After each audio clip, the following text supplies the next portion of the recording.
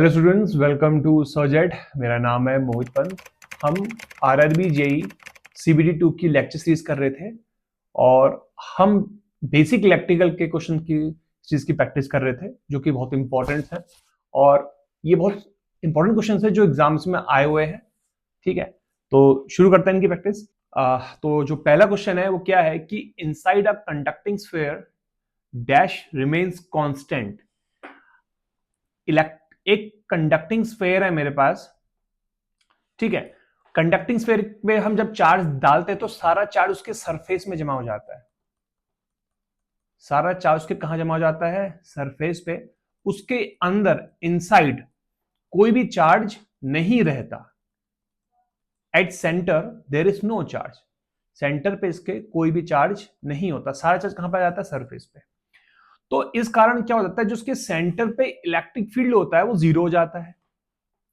ठीक है, electric field क्या हो जाता है? जीरो हो जाता है। और इलेक्ट्रिक फील्ड होता है minus dv upon d r. Minus dv upon d r हो जाता है। तो अगर इलेक्ट्रिक फील्ड जीरो है तो उसका मतलब क्या है? जो V है इसकी वैल्यू क्या है? कांस्टेंट होती है। क्या होती है? कांस्टेंट होती है। तो यहां से लेके यहां तक जो हमारा इलेक्ट्रिक पोटेंशियल होता है V, इट इज कांस्टेंट। ये क्या रहता है? मेरा कांस्टेंट रहता है। तो इसका आंसर हो गया ऑप्शन नंबर ए, पोटेंशियल। पोटेंशियल्स का सही आंसर हो गया ऑप्शन नंबर ए। ठीक है, आगे बढ़ते हैं। The number of electron constituting 1 coulomb charge. बहुत सिंपल है। एक हमें पता है कि एक इलेक्ट्रॉन में कितना चार्ज होता है? एक इलेक्ट्रॉन में होता है 1.8 इंटू 10⁻⁻19 कूलम होता है। एक कूलम बनाने के लिए फिर हमें कितने इलेक्ट्रॉन चाहिए? फिर एक कूलम बनाने के लिए we need 1/1.8 into 10⁻⁻19 electron we needed. इसको मैं ऊपर ले जाऊंगा तो ये हो जाएगा 10, ब्रेक करके 10 की पावर 18 लिख लिया मैंने, अपॉन 1.8। तो ये सॉल्व करके आ गया लगभग हमारा 18 हो गया 6.25 इंटू 10⁻18।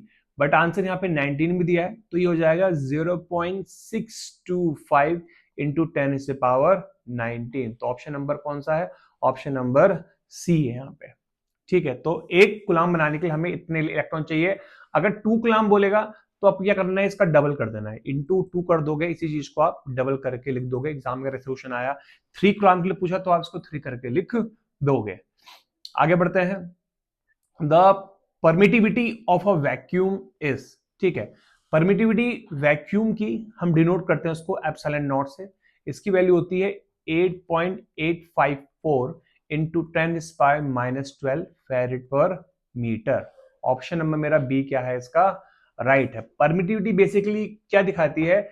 जो भी हमारा डाइलेक्ट्रिक मटेरियल होता है वो अपने अंदर से इलेक्ट्रिक फील्ड लाइंस का कितना अपोज कर रहा है, उसके इस बिहेवियर को हम परमिटिविटी से डिनोट करते हैं। ये एक डाइलेक्ट्रिक मटेरियल की अपनी प्रॉपर्टी होती है, उसको हम इलेक्ट्रिकल प्रॉपर्टी बोलते हैं। ठीक है, परमिटिविटी जो टर्म होता है ये इलेक्ट्रिक फील्ड से रिलेटेड होता है। एक क्वेश्चन एग्जाम में ये भी आया है कि परमिटिविटी का रिलेशन किससे है? वो इलेक्ट्रिक फील्ड से है। और परमिएबिलिटी अगर आपसे बोलेगा म्यू तो उसका रिलेशन मैग्नेटिक फील्ड से होता है। ठीक है, तो ये परमिटिविटी की बात करी है। अगर यहीं पे परमिबिलिटी पूछता कि परमिबिलिटी का रिलेशन किससे होता है तो आप बोलोगे ये मैग्नेटिक फील्ड। उसकी वैल्यू पूछ सकता है, वो मैं बताऊंगा आपको आगे। और आपको क्या बोलते हैं, परमिटिविटी पूछ सकता है तो उसकी वैल्यू इतनी होती है और इसका रिलेशन इलेक्ट्रिक फील्ड से होता है। आपको इस चीज को ध्यान रखना है। ठीक है, इसका रिलेशन किससे होता है? इलेक्ट्रिक फील्ड से। तो ये भी क्वेश्चन एग्जाम में आता है। यहां पर खाली इसकी वैल्यू पूछी थी। आंसर इज 8.854 10⁻⁻12 फेरेड पर मीटर। आगे बढ़ते हैं। क्वेश्चन नंबर 86 है a solid sphere made up of insulating material has a radius of r and a charge q distributed uniformly in its volume. What is the magnitude of electric field E at distance r where r is less than r? देखो हमारे पास क्या है? हमारे पास एक charge, एक sphere है। ठीक है, यूनिफॉर्मली मतलब एक इंसुलेटिंग मटेरियल का है तो चार्ज उसके हर जगह है, अंदर भी है बाहर भी है। कंडक्टिंग होता तो चार्ज सिर्फ सरफेस में लाया करता, अंदर नहीं लाया करता। बट इंसुलेटिंग है, पूरी बॉडी में इसका चार्ज है। और इसका जो रेडियस है वो कितना है? कैपिटल आर है। हमसे पूछा है कि आर डिस्टेंस पे, आर स्मॉल आर पे निकालना है और जो स्मॉल आर है वो बड़े आर से छोटा है। तो इट इज लाइक दैट हमें इस पॉइंट पे आर दूरी पे क्या निकालना है? फॉर्मूला ये है तो यहाँ पे बेसिकली हम क्या करते हैं, सरफेस चार्ज डेंसिटी का यूज करते हैं, उतना डायरेक्शन करते हैं। मैं आपको डायरेक्ट से फॉर्मूला लिखाता हूँ। तो इसका फॉर्मूला आता है, वो बेसिकली आता है Q into r upon 4 pi epsilon naught into r का क्यूब। इस फॉर्मूले को आप याद कर सकते हो, ठीक है। तो ऑप्शन नंबर जो उसका सही है, ऑप्शन नंबर ए मेरा क्या है, राइट है। यहां से लेके इलेक्ट्रिक फील्ड तुम्हारा बढ़ते क्या होता है, इंक्रीज होते रहता है।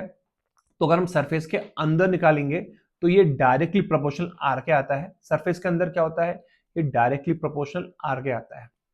अगर आपसे सरफेस से पूछेगा तो ये मैक्सिमम होगा, इलेक्ट्रिक फील्ड क्या हो जाएगा, मैक्सिमम होता है। और सरफेस से अगर बाहर पूछेगा तो इलेक्ट्रिक फील्ड क्या होता है, घटता रहता है, घटते रहता है, ठीक है। इसका डेरिवेशन होता है, पर वो डेरिवेशन हमारे मतलब क्या होता है उतना इंपॉर्टेंट नहीं है। अगर आपको वो डेरिवेशन जानना है कैसा है तो आप कमेंट सेक्शन में मुझसे पूछ सकते हैं, तो मैं इसको बता दूंगा। बट अभी फिलहाल मैं आपको सिर्फ खाली फॉर्मुला लिखा रहा हूं। तो फॉर्मुला इसका ये है, और फॉर्मुला कुछ इस प्रकार है कि आर की वैल्यू अगर इसके अंदर होगी तो electric field directly proportional to r के आएगा, और जो जो आप सेंटर से दूर जाओगे तो इलेक्ट्रिक फील्ड क्या होगा, बढ़ते रहेगा, ठीक है। ग्राफ स्टेप का होता है, मैं आपको वो बता देता हूं। एक ग्राफ होता है ई वर्सेस आर का ग्राफ होता है, ठीक है, स्मॉल आर का ये ग्राफ होता है basically E versus small r का। स्मॉल आर क्या डिस्टेंस है, तो अगर स्मॉल आर आर के बराबर है तो अगर आप कम डिस्टेंस पे हो तो सेंटर में अगर आप हो तो सेंटर से लेके सरफेस तक का, जब वो capital R small are capital R के बराबर नहीं होता तब तक का इलेक्ट्रिक फील्ड क्या होता है, बढ़ता रहेगा। और ई डायरेक्टली प्रोपोर्शनल किसका आएगा, आर का आएगा। और यही फॉर्मूला हमसे पूछा था, वो फॉर्मूला हमारा ये है। इसके बाद क्या होता है, सरफेस पे ये मैक्सिमम हो जाता है इलेक्ट्रिक फील्ड, ई मैक्सिमम हो जाएगा, और उसके बाद क्या होता है, फिर ये घटना शुरू हो जाता है। तो ये इसका पूरा ग्राफ है। यहाँ पर हमें खाली फॉर्मूला पूछा था, फॉर्मूला है क्यू इंटू आर। और आपको कैसे पता लगाना है कि डायरेक्ट प्रोपोर्शनल होगा, ई प्रोपोर्शनल किससे होता है, डायरेक्टली आर के प्रोपोर्शनल होता है। 3 यहाँ पे नहीं आएगा, तो option number A is right. आगे बढ़ते हैं। In any electric field the flow of electron constitute, ठीक है। जब भी कोई एक इलेक्ट्रॉन फ्लो करता है, जब भी एक इलेक्ट्रॉन फ्लो करता है तो क्या होता है, वो अपने अराउंड क्या करता है, मतलब जब भी किसी कंडक्ट या किसी मटेरियल में फ्री इलेक्ट्रॉन फ्लो करता है तो हम बोलते हैं वो क्या फ्लो करवा रहा है, वो आपकी करंट को फ्लो करवा रहा है। बिकॉज तो हम क्या बोलेंगे, flow of electrons is known as current. तो उसका जो सही आंसर है वो क्या है, option number A, an electric current, ठीक है। आगे बढ़ते हैं। 90 क्वेश्चन है, the law use to determine the force between the two current carrying conductor. अगर मेरे पास दो करंट कैरिंग कंडक्टर है, एक ऐसा है और एक ऐसा है, और इनके बीच में मुझे अगर फोर्स निकालना है तो वो बेसिकली फोर्स होता है, फोर्स पर यूनिट लेंथ का फॉर्मूला भी होता है mu zero upon 2 pi I1 I2 upon r, formula भी होता है। लेकिन जो ये रिलेशन आता है, ये जो रिलेशन आता है, इसमें हमें 2-3 फॉर्मूलों का यूज करते हैं। उनमें से जो एक फॉर्मूला होता है वो होता है बायोट-सेवर्ट लॉ। क्या होता है, बायोट-सेवर्ट लॉ होता है। बायोट-सेवर्ट लॉ की हेल्प से हम क्या करते हैं, इस करंट का जो मैग्नेटिक इफेक्ट आएगा इस पे वो निकालते हैं। सिमिलरली इस करंट का जो मैग्नेटिक इफेक्ट है वो निकालते हैं, और उन दोनों की हेल्प से हम तो एक फॉर्मूले को भी ड्राइव करते हैं। तो जो उसका सही आंसर वो क्या है, बायोट-सेवर्ट लॉ है। और बायोट-सेवर्ट लॉ बेसिकली फॉर्मूला क्या होता है मैं आपको बताता हूँ। dB इज इक्वल टू होता है म्यू जीरो अपॉन 4 पाई आई डीएल साइन थीटा। मैंने आपको पिछले लेक्चर्स में क्वेश्चंस में बता रखा, मैं दोबारा बता रहा हूँ, ideal upon sine theta into r, ठीक है। ये फॉर्मूला होता है, ये फॉर्मूला आपको अच्छे से याद रखना है, ठीक है। डिस्टेंस के वो होता है आई स्क्वायर होता है, ठीक है। ये होता है मेरा बायोट-सेवर्ट लॉ। तो नीचे यहाँ पे फॉर्मूला होता है, ठीक है। तो ये मेरा बायोट-सेवर्ट लॉ होता है, और बायोट-सेवर्ट का लॉ का हम यूज करते हैं मैग्नेटिक फील्ड को डिफाइन करने के लिए। किसी पॉइंट के अगर किसी वायर में अगर करंट फ्लो कर रही है तो उसके अराउंड मैग्नेटिक फील्ड कितना होगा उसको डिटरमाइन करने के लिए इसका यूज किया जाता है। तो ये फॉर्मूला निकालने के लिए, जो फॉर्मूला मैंने आपको यहाँ लिखा है ना, ये फॉर्मूला निकालने के लिए बायोट-सेवर्ट लॉ फॉर्मूले का यूज किया जाता है। तो उसका सही आंसर क्या हो गया, ऑप्शन नंबर सी। आगे बढ़ते हैं। What does the region around the stationary electric charge has, ठीक है। अगर एक स्टेशनरी इलेक्ट्रिक चार्ज है मेरे पास, रुका हुआ चार्ज है, तो उसके अराउंड जो फील्ड होगा वो कैसा फील्ड होगा। एक स्टेशनरी चार्ज के अराउंड जो फील्ड होता है उसको बोलते हैं हम इलेक्ट्रिक फील्ड। बेसिकली हम उसको बोलते हैं इलेक्ट्रोस्टैटिक फील्ड बोलते हैं। क्या बोल सकते हैं, इलेक्ट्रोस्टैटिक फील्ड, या नॉर्मली हम उसको क्या बोल देते हैं, इलेक्ट्रिक फील्ड बोल देते हैं। तो एक स्टेशन में रुका हुआ चार्ज, एक रुका हुआ चार्ज अपने अराउंड जो फील्ड बनाता है वो होता है इलेक्ट्रिक फील्ड होता है। तो उसका आंसर क्या हो गया, ऑप्शन नंबर ए। आगे बढ़ते हैं 92, which of the following is a scalar quantity. Scalar quantity क्या होती है, ऐसी क्वांटिटी जिसका हम सिर्फ मैग्नीट्यूड कंसीडर करते हैं, डायरेक्शन कंसीडर नहीं करते हैं, ऐसी क्वांटिटीज को हम क्या बोलते हैं, स्केलर क्वांटिटी बोलते हैं। इलेक्ट्रिक फील्ड इंटेंसिटी ई, ये एक वेक्टर क्वांटिटी है। Electric field displacement density D, ये भी एक वेक्टर क्वांटिटी है। इलेक्ट्रिक पोटेंशियल वी, ये एक स्केलर क्वांटिटी है, ये सही है। और फोर्स एक वेक्टर क्वांटिटी है। तो ये पहले की तीन ए बी डी, ये तीनों क्या है, वेक्टर है, और इलेक्ट्रिक पोटेंशियल क्या है, स्केलर। तो इसका सही आंसर हो गया ऑप्शन नंबर सी। आगे बढ़ते हैं, a close surface encloses the point charge q and has a medium with permittivity epsilon naught, the Gauss law should not be represent। देखो ये सभी गॉस लॉ है, ये ई डॉट डीबीएस भी ठीक है, ई डॉट ये और ये भी ठीक है, लेकिन जो हमारा कर्ल, ये कर्ल फॉर्मूला होता है, कर्ल का, तो हम क्या बोलते हैं, कर्ल बोलते हैं मैथ्स में। तो जो हमारा बेसिकली गॉस लॉ ये होता है, देखो गॉस लॉ होता है कि हम बोलते हैं कि किसी भी पॉइंट से जो इलेक्ट्रिक फ्लक्स निकल रहा है, क्या निकल रहा है, इलेक्ट्रिक फ्लक्स निकल रहा है किसी भी सरफेस से, जिसको हम ई डॉट डी एस बोलते हैं, वो बेसिकली क्या होता है, it is 1 upon epsilon not of the charge Q. ठीक है, और जब इसको हम थोड़ा सा और इस फॉर्म में लिखते हैं, इसका हम कन्वर्ट करते हैं, तो हम इसको लिखते हैं उस फॉर्म में, that del E into d s is equal to, यानी फॉर्म भी हम लिख लेते हैं। तो ये होती है डाइवर्जेंस फॉर्म, होती है क्या होती है, डाइवर्जेंस फॉर्म बोलती है। ठीक है, तो इसका ये फॉर्म भी ठीक है, ये फॉर्म भी ठीक है, बट ये जो कर्ल फॉर्म है ये नहीं होता। कर्ल फॉर्म कहीं भी हम पढ़ते नहीं है, ठीक है, और कर्ल फॉर्म इसमें यूज भी नहीं होता है। तो ये बोलता है कि हम इसको कैसे नहीं लिख सकते, तो ये जो कर्ल फॉर्म है ये हम नहीं लिख सकते, इसको कर्ल बोलते हैं। क्या बोलते हैं, कर्ल। अगर ऐसा लिखा जाएगा तो उसको डाइवर्जेंस बोलते हैं, सिंपली डेल है तो उसको गॉस बोलते हैं, और अगर क्रॉस से संग तो उसको हम कर्ल बोलते हैं। तो ये कर्ल फॉर्म गलत है, तो हमसे गलती पूछा है, तो ऑप्शन नंबर ए क्या हो गया मेरा, राइट हो गया।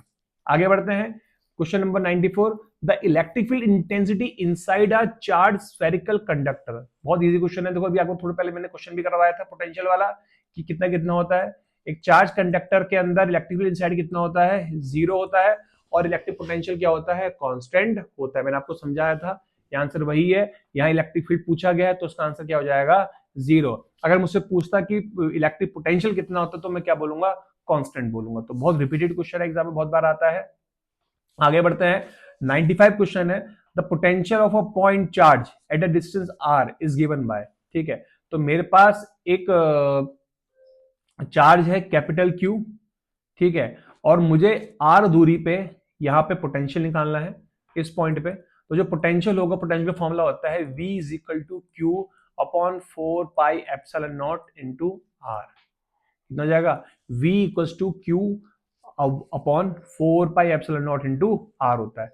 तो जिसका सही आंसर है ऑप्शन नंबर सी, क्या हो गया, सही आंसर हो गया।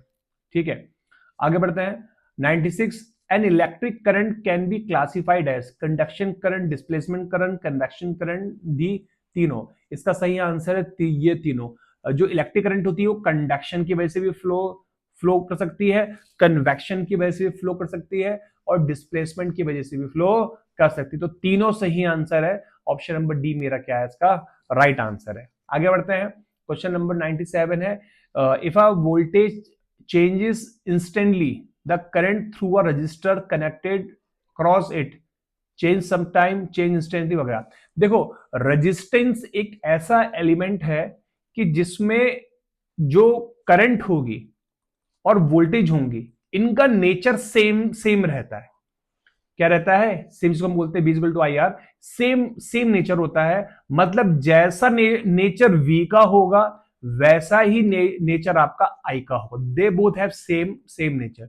ये सिर्फ रेजिस्टेंस में होता है, इंडक्टर और कैपेसिटर में नहीं होता। ये आपको ध्यान रखना है कि वोल्टेज का, करंट का जो बिहेवियर है वो रेजिस्टेंस के केस में क्या होता है, सेम बिहेवियर होता है।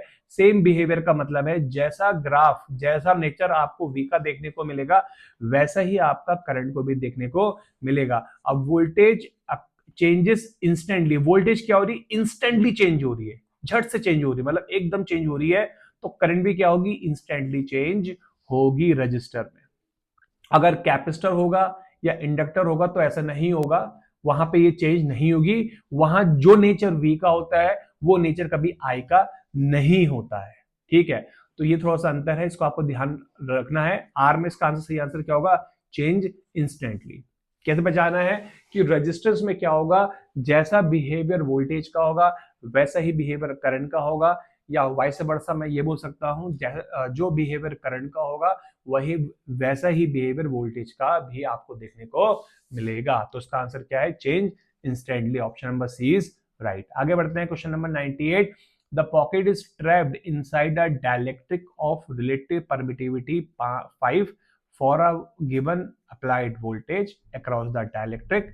The ratio of stress in air pocket to the stress in dielectric is equal to, देखो मेरे पास एक एयर पॉकेट है, ठीक है, तो इसका जो इलेक्ट्रिक फील्ड होगा, हमें रेशियो किसका निकालना है, the ratio the applied voltage डायरेक्ट्रिक, the ratio of stress electric से, मतलब हमें इलेक्ट्रिक फील्ड का देखना है, रेशियो देखना है।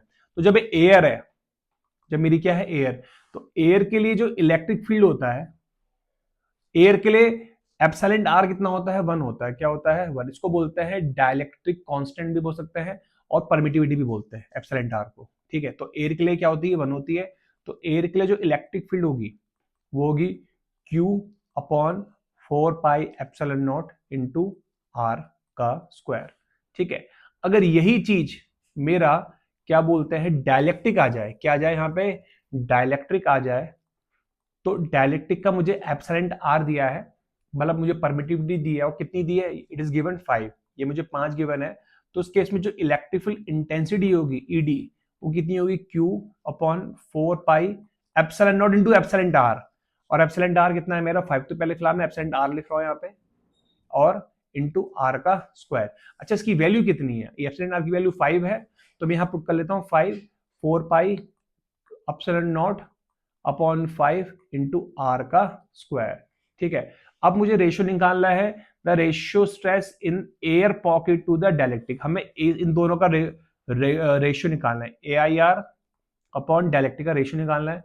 तो जब मैं रेशियो निकालूंगा इन दोनों का, तो ये क्यू क्यू आपस में, जो क्यू है आपस में क्या हो जाएगा, कैंसिल हो जाएगा, एप्सिलॉन आर आपस में कैंसिल हो जाएगा, आर स्क्वायर एस स्क्वायर आपस में क्या हो जाएगा, कैंसिल। तो क्या बचेगा, यहाँ बचेगा, ऊपर बचेगा 1, नीचे बचेगा 1 अपॉन 5 बच जाएगा, क्या बच जाएगा 1 अपॉन 5, और ये 5 कहाँ चला जाएगा ऊपर, तो जो सही आंसर आ गया 5:1 हो गया, 5/1 हो गया। तो उसका जो सही आंसर होगा वो 5 होगा, एक्चुअली ये बी सही आंसर है कि यहाँ 5 दिया है। 5/1 बोलू या मैं बोलू simply 5, this is the right answer. तो ऑप्शन में मेरा बी क्या हो गया, राइट हो गया। अगर आपको सिंपल वो परमिटिविटी बोलता है तो उसका आंसर हो जाएगा एप्सिलॉन आर अपॉन 1। तो ऑप्शन नंबर मेरा बी क्या हो गया, राइट हो गया। आगे बढ़ते हैं, 99 क्वेश्चन है, 2 point charges -10 nanocoulomb plus 10 nanocoulomb are located in the free space at -1 + 1 metre respectively, find their क्या बोलते हैं एनर्जी स्टोर्ड बिटवीन देम। देखो दो, अगर मेरे पास दो चार्ज है, मान लो Q1 है और ये Q2 है, और इनकी बीच की डिस्टेंस कितनी है R, तो इनके बीच में जो पोटेंशियल एनर्जी, जो एनर्जी स्टोर होती है, तो फॉर्मूला होता है -Q1 into Q2 upon 4 pi epsilon naught into R, ये फॉर्मूला होता है, ठीक है। तो अगर मैं इस क्वेश्चन को सॉल्व करूं, तो मुझे जो एक चार्ज दिया है वो दिया है 10 नैनोकूलम, ठीक है, और एक क्या दिया है +10, मतलब दोनों हम सिर्फ साइन ले रहा हूं, ये भी 10 नैनोकूलम दिया है। एक की डिस्टेंस है -1,0,0, ठीक है। और देखो ये ओरिजिन से होंगे ना, ये एक्सिस हो गए तुम्हारे 3, ठीक है, ये एक्स एक्सिस हो गया, ठीक है, ये वाई एक्सिस हो गया, और ये क्या है जेड एक्सिस हो गया। और दूसरा पॉइंट कहां पे है, इसका पॉइंट दिया है मुझे, कितना दिया है 1,0,0, और ये सेंटर है, ये ओरिजिन है 0,0,0। तो अगर मैं डिस्टेंस की बात करूं, तो ये यहां से इसकी दूरी कितनी है 1 मीटर, और यहां से यहां तक की दूरी कितनी है 1 है। तो 1 + 1 कितना हो गया 2। तो इस पॉइंट से जो इस पॉइंट की जो डिस्टेंस आएगी वो कितनी हो जाएगी 2 हो जाएगी, कितनी हो जाएगी 2। तो मतलब इन दो चार्ज के बीच की डिस्टेंस कितनी है 2 मीटर है। तो यहाँ पे R = कितना हो गया 2 मीटर हो गया। आपने एक्सिस पढ़े होंगे, यहाँ पे 3 एक्सिस है, एक्स, ये एक्स हो गया, ये वाई हो गया, ये जेड हो गया। हमें एक एक्स के कोऑर्डिनेट दिए इस साइड को, और माइनस वाले दिए हैं इस साइड को, तो मैंने माइनस वाला यहाँ रखा, प्लस वाला लगा और इनके बीच की दूरी हमने निकाल ली जो कि 2 आ गई। तो फॉर्मूला लिखते हैं। तो पहला Q1 की वैल्यू कितनी है 10 इंटू 10⁻⁹। ठीक है, Q2 भी यही है 10 इंटू 10⁻⁹। अच्छा 1/4 पाई एप्सिलॉन की वैल्यू कितनी होती है, इसकी वैल्यू होती है 9 इंटू 10⁻⁹ होती है। कितनी होती है 9 इंटू 10⁻⁹। इसको मैं यहाँ पुट करता हूँ 9 इंटू 10⁻⁹ अपॉन डिस्टेंस कितनी दी है मुझे 2 मीटर, नीचे 2 आ गई। ठीक है, तो सॉल्व करते हैं फॉर्मूले को। तो 10⁻⁹ से ये 10⁻⁹ से ये 10⁻⁹ गया। ठीक है, अच्छा इससे मैंने ये काट दिया, ये हो गया 4.5 हो गया, तो ये हो गया 100। ठीक है, तो 100 कर दिया मैंने इसको, तो ये हो गया तुम्हारा 450 आ गया। 100 इंटू ये 4.5 हो जाएगा 450। 450 इंटू 10⁻⁹ जूल हो गया। और 10⁻⁹ को हम क्या लिखते हैं, नैनो लिखते हैं, तो ये बन गया -450 नैनो जूल, -450 नैनो जूल। तो जिसका सही आंसर हो गया ऑप्शन नंबर सी मेरा क्या है इसका सही आंसर हो गया। ठीक है, आगे बढ़ते हैं। क्वेश्चन नंबर 101 है the ability of a charge bodies to exert force on one another is attribute to existence of. देखो दो चार्ज बॉडी एक दूसरे पे फोर्स लगा रही है, ये भी इस पे फोर्स लगा रही है और ये भी क्या लगा रही है, इस पे फोर्स लगा रही है। इसका मतलब क्या है, दोनों अपना एक इलेक्ट्रिक फील्ड एग्जिस्ट कर रही है। क्या कर रही है, दोनों एक अपना इलेक्ट्रिक फील्ड एग्जिस्ट कर रही है। ठीक है, तो दो बॉडी एक दूसरे पे फोर्स लगा रही है, तो दोनों एक दूसरे के इलेक्ट्रिक फील्ड के अंदर आ रही है। मान लीजिए मेरे पास एक चार्ज ये है और एक चार्ज Q2 है, इसका इलेक्ट्रिक फील्ड Q1 का इतना है और Q2 का भी इतना है, तो ये दोनों एक दूसरे के इलेक्ट्रिक फील्ड के अंदर आ रहे हैं। तो क्या होगा, Q1 भी Q2 पे फोर्स लगाएगा और Q2 भी Q1 Q2 पे फोर्स लगाएगा, Q2 Q1 पे क्या लगाएगा, फोर्स लगाएगा। तो इसका मतलब क्या, दोनों एक दूसरे के मतलब इलेक्ट्रिक फील्ड के अंदर आ रहे हैं। तो ऑप्शन नंबर डी मेरा क्या हो गया, सही आंसर हो गया। आगे बढ़ते हैं। Which of the following is not a vector quantity, इसमें कौन सी वेक्टर क्वांटिटी नहीं है। एंगुलर मोमेंटम ये वेक्टर क्वांटिटी है। लीनियर मोमेंटम पी होता है m इंटू वी, ये एक वेक्टर क्वांटिटी है। ठीक है, एंगुलर मोमेंटम बिल्कुल भी, ये भी एक वेक्टर क्वांटिटी है। Omega is equal to p into r बोलते हैं और 2 पाई आर बोलते हैं। मैग्नेटिक फील्ड इंटेंसिटी बी भी एक वेक्टर क्वांटिटी है, लेकिन इलेक्ट्रिक पोटेंशियल वी ये एक वेक्टर क्वांटिटी नहीं है। तो option number D it is the scalar quantity. आगे बढ़ते हैं। 103 line charge is given by which of the following. Line charge का यूज किसमें होता है, लाइन चार्ज का यूज होता है एम्पेयर सर्कुलर लॉ पे। ठीक है, जिसको बोलते हैं एम्पेयर सर्कुलर लॉ, ये एम्पेयर लॉ भी बोलते हैं और एम्पेयर सर्कुलर लॉ भी बोलते हैं। ये क्या होता है, B dot D L is equal to mu naught into I, B dot D is equal to mu naught into I. यहाँ पे लाइन इंटीग्रल का यूज किया जाता है, लाइन चार्ज का यूज किया जाता है। तो ऑप्शन नंबर मेरा डी क्या हो गया, राइट हो गया, एम्पेयर्स लॉ इज राइट। आगे बढ़ते हैं। 104 electron has negative charge, fix positive charge, variable positive charge, none of the above. तो इलेक्ट्रॉन में कैसे चार्ज होता है, इलेक्ट्रॉन में हमारा नेगेटिव चार्ज होता है। और एक इलेक्ट्रॉन में कितना चार्ज होता है मैंने आपको बताया भी था, -1.6 10⁻⁹ coulomb. Option number A is right. फिर है 105 point form of ohm's law is represent by. देखो ओम्स लॉ का जो कन्वेंशनल फॉर्म होता है वो होता है J is equal to sigma E. इसको बोलते हैं कन्वेंशनल ओम्स लॉ भी बोलते हैं या point form of ohm's law भी बोलते हैं। J is equal to sigma, इसी से ओम्स लॉ ड्राइव होता है। J को हम क्या बोलते हैं, करंट डेंसिटी। क्या बोलते हैं, करंट डेंसिटी बोलते हैं। ठीक है, सिग्मा को हम क्या बोलते हैं, कंडक्टिविटी बोलते हैं। क्या बोलते हैं इसको हम, conductivity. It is known as conductivity और here is known as electric field intensity. इसको हम क्या बोलते हैं, इलेक्ट्रिक फील्ड इंटेंसिटी बोलते हैं। तो तीन फॉर्मूले हो गए, J इक्वल सिग्मा ई।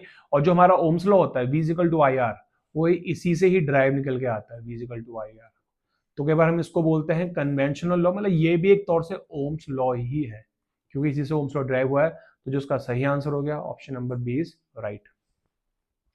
106 क्वेश्चन है हमारा, what is the effect of electric potential energy of the charges when the separation between two charges. देखो मैंने आपको फॉर्मूला बताया था Q1 और Q2 के बीच का जो फॉर्मूला होता है वो कितना होता है एनर्जी का formula, minus Q1 Q2 upon 4 pi epsilon naught into are.